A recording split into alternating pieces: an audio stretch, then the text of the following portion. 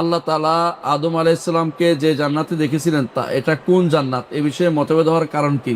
এ বিষয়ে ইবনুল কাইয়িম রাহমাতুল্লাহ আলাইহি বিশাল বই লিখে ফেলেছেন, হাদিউল আরওয়াহ ইলা বিলাদিল আফরাহ। বিশাল বই, আপনি আমি যদি কোনো এখন অল্প সমাধান পাই, সমাধান পাবেন না। একটা বই আছে আকিদাতু আহলুস সুন্নাত ওয়াল জামাত ফি আদম আলাইহিস সালাতু ওয়াস সালাম, আমার দোস্তের বই, আলতাফ হোসাইন বিন সানাউল্লাহ ওনার বই।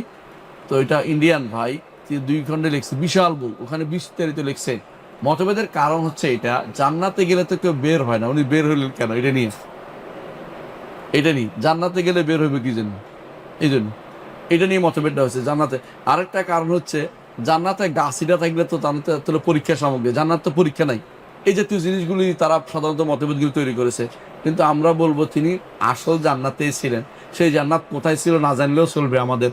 হ্যাঁ, আল্লাহ তাকে জান্নাতেই দিচ্ছে, আজকে নাহু ফাসিয়ে জান্নাতি, আল্লাহ তাকে তার প্রশস্ত জান্নাতেই তাকে রাখছেন, জান্নাত থেকে তাড়িয়ে দিয়েছেন। হ্যাঁ, আবার জান্নাতে নেয়ার জন্য তিনি কি আল্লাহ তাআলা তাকে ব্যবস্থাপনা করে দিয়েছেন। ইম্মা ইয়াতিয়ান্নাকুম মিন্নি হুদান ফামান তাবিআ হুদায়া ফালা খাউফুন আলাইহিম ওয়ালা হুম ইয়াহজানুন। এই আদম জান্নাতে, সত্যিকার জান্নাতে ছিল। জান্নাত মানে বাগান নয়, বা এটা কোনো মঙ্গল গ্রহের কোনো উপত্যকা নয়।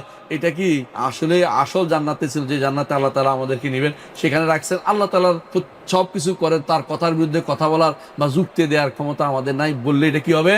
কুফরি হবে। লা ইউসআলু আম্মা ইয়াফআলু ওয়া হুম ইউসআলুন। তিনি কি করবেন এবারে প্রশ্ন করার অধিকার নাই। প্রশ্ন তো আপনাকে করা হবে, তাকে করা হবে না।